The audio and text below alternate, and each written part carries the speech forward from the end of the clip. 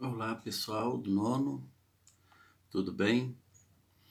Vamos dar início então à nossa segunda rodada aí de aulas e hoje eu queria falar com vocês dando sequência já no tema 2, continuando falando sobre o desenvolvimento do teatro, melhor dizendo, né? Como o teatro se expandiu, como ele se transformou nos últimos anos. E nós temos visto isso, né? O texto lá do livro, ele é bem claro nessa questão. Então a gente está vendo aí essa evolução do teatro, né? As experimentações, as características assim de inserção de novas visões, né? Uma nova forma de apresentar. Tanto que eu quis colocar esse público, né? Essa primeira imagem aí, esse público estático, parado, aparentemente sem expressão, parece que eles não estão envolvidos, né, com aquilo que está lá no palco, todo mundo muito sério. Por isso, né, a gente começa a perceber que o teatro vem passando por uma mudança. E essa mudança está na visão daquilo que é apresentado. Então, no caso, o título é o teatro e a participação do espectador. Já tem muito tempo que o teatro não é mais, né, aquela relação palco-plateia. Né? De uns 30 anos para cá, principalmente depois da década de 60, da revolução hippie, da chegada do rock, da chegada da intensificação da televisão, do cinema, novas formas, né, de interpretação, nova visão. Então o teatro também precisou se transformar, passar por uma evolução, né? E isso está inserido lá no texto, quando você começa a ler o texto lá no livro, na página 127 em diante, a gente começa a ver isso, que o teatro também teve que se adaptar aos novos tempos. Então, uma temática nova, uma roupagem nova, uma linguagem nova, né? Essas são algumas características, então, dessa mudança no teatro contemporâneo, na forma de apresentar, né, para o espectador essa visão. E é isso que a gente vai ver então no teatro e a participação, porque o público deixa de ser assim, como está nessa imagem, né? Tão apático, tão parado. Eles vão, a partir de agora, também se envolver com aquilo que está acontecendo no palco. Então vamos lá. A visão inicial é essa, que o teatro passa a ser um local de experiências de convívio, né? De conviver, de bem se relacionar. E aí surgem as chamadas peças conviviais, conviviais do convívio. Então a gente vê aqui, né, algumas imagens como esta, por exemplo, aqui, né, há uma roda de conversa. Pode parecer que são pessoas conversando sobre determinado assunto, mas não. Aqui é o início de uma apresentação, porque eu me lembro no vídeo da semana passada, na aula da semana passada, nós falamos de locais inovadores para as apresentações. A beira de um rio, um túnel abandonado do metrô, um hospital, uma igreja abandonada. Então aqui eles começam a levar isso também para a relação com o espectador.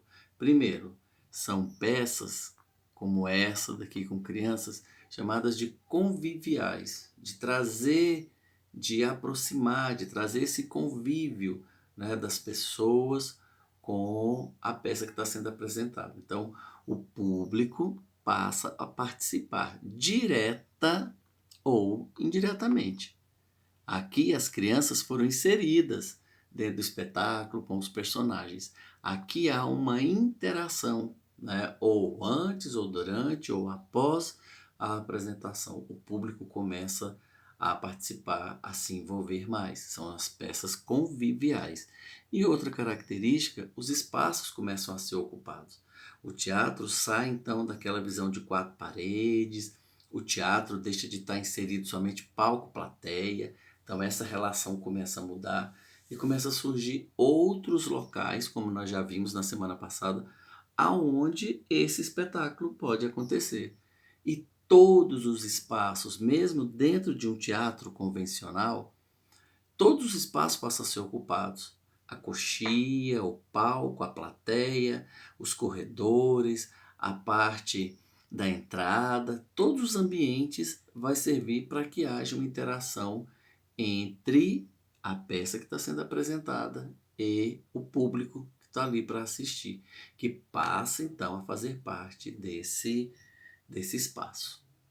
Aí nós temos que começar a entender também que existe um outro estilo de espetáculo, que é chamado de espetáculo encontro.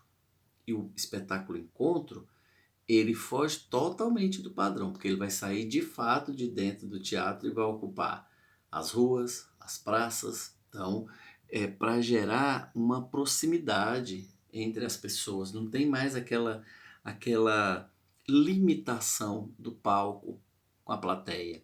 Então, gera intimidade, gera proximidade, gera no espectador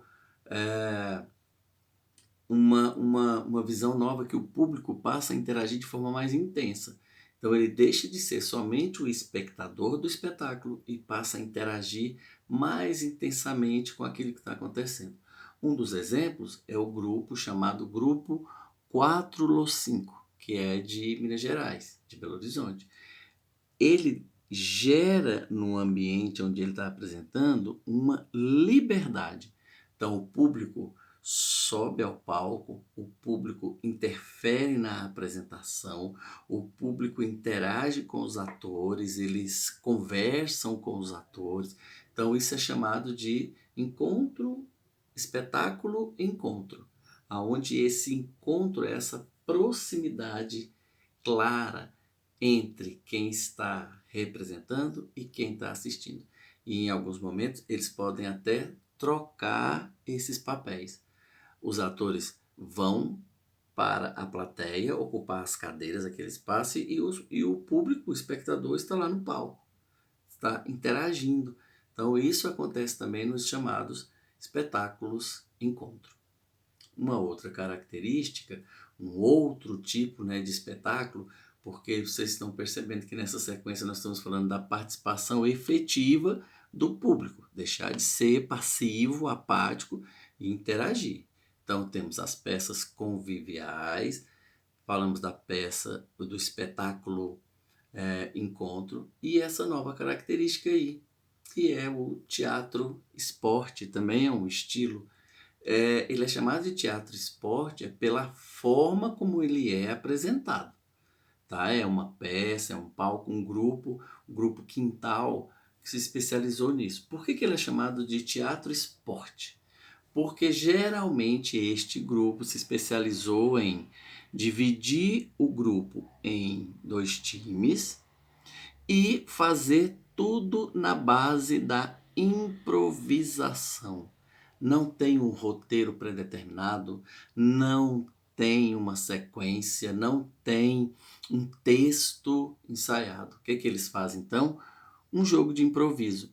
Então, um grupo interpreta, um grupo recebe uma palavra da plateia e interpreta, e o outro grupo depois faz a vez dele, e no final a própria plateia escolhe que time ganhou essa disputa. Então é um teatro esportivo onde há uma interação, o público escolhe o texto, o público narra a história. Isso até virou um programa de televisão há um tempo atrás, há alguns anos, chamado É Tudo Improviso, aonde os atores recebiam as palavras e iam interpretando e criando o texto e as ações em cima daquilo que a própria plateia passava. Então, isso é uma forma de interação. A plateia deixa de ser apática, a plateia deixa de ser somente o espectador ali e passa a interagir, passa até a escrever e a conduzir a história. Então, disputam a preferência do público, ou seja, o público é que vai determinar. Esse grupo laranja foi melhor do que o azul, ou vice-versa, mas há uma interação maior. Tá? Outra característica, eles vão sugerindo. Né? Então, há isso também, essa relação de perguntar, de colocar a plateia para participar, convidar aquele que está lá sentado para vir escrever, para vir cantar, para vir interagir com o espetáculo. E por que ele é chamado de teatro esporte? Porque parece, aparentemente, inicialmente, que é uma disputa. Mas todos esses tipos de apresentação, do espetáculo encontro, do teatro esporte, todas essas formas, elas estão relacionadas, tá vendo? As peças conviviais, a essa palavrinha aqui, olha, improvisação. Tudo é na base do improviso, na base da troca de experiências, de saber cativar o público e colocar ele para interagir com o que está acontecendo e não simplesmente ele pagar o ingresso, entrar no teatro, sentar na cadeirinha dele, assistir um espetáculo ali bonito, terminou, ele vai embora. Não. As experiências dos últimos anos, das últimas décadas, vêm mostrando que o teatro precisa se reinventar.